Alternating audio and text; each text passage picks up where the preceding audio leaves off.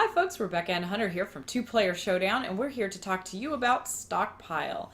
This is a 45-minute lightweight stock market game that takes 2 to 5 players.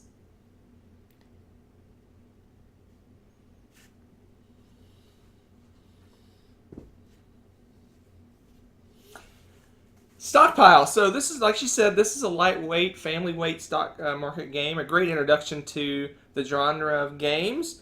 The way you play is pretty simple. On your turn, you're giving some information about how one of the stocks is going to perform for that turn. Each player will have that, and then there'll be some hidden information that no one knows.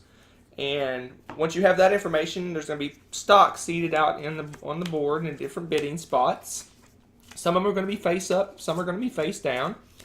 And then in turn order, each player is going to bid on one of these spots.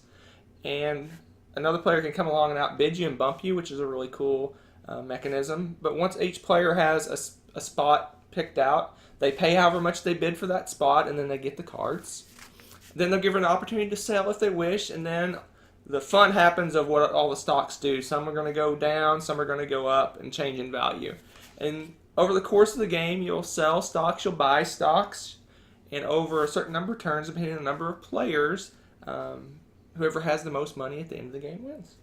One benefit to this game too is it's great at 5 players and it's awesome as a 2-player game. The 2-player variant isn't very different from the regular game. The only difference is instead of one person to vote on the to bid for the different cards, is you have 2 of them.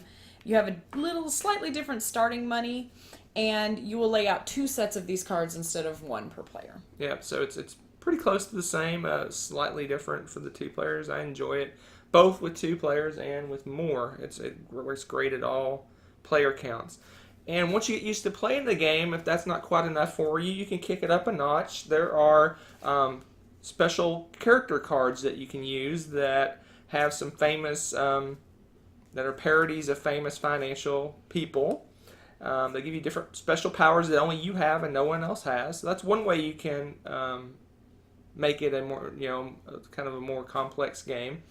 Even then it's not that complex. You can also flip over your player board to the other side, and on that side, the stocks are not the same. Some move quicker, some move slower, some give dividends. It kind of mixes it up and makes every stock perform slightly different than the others, which is interesting. And you can use that along with the player powers or separately, or you can play the base game. It works really well just with the base game. And this is one of those surprise games that is very mathy. I mean, obviously we're working with the stock market and bidding and trying to keep track of your money and where the stocks are lying, but it doesn't seem tedious at all. It's really fun and easy flowing. I'm not really usually into heavy math games. This one's a huge hit for us. Yeah, the numbers are somewhat small that you're dealing with. The stocks only range in the base game from 1 to 10 value. I mean, and it introduces some stock concepts like stock splits, and the stocks can actually go bankrupt. So it's really a great introduction to a fun genre of games, stock market and economic games as a whole.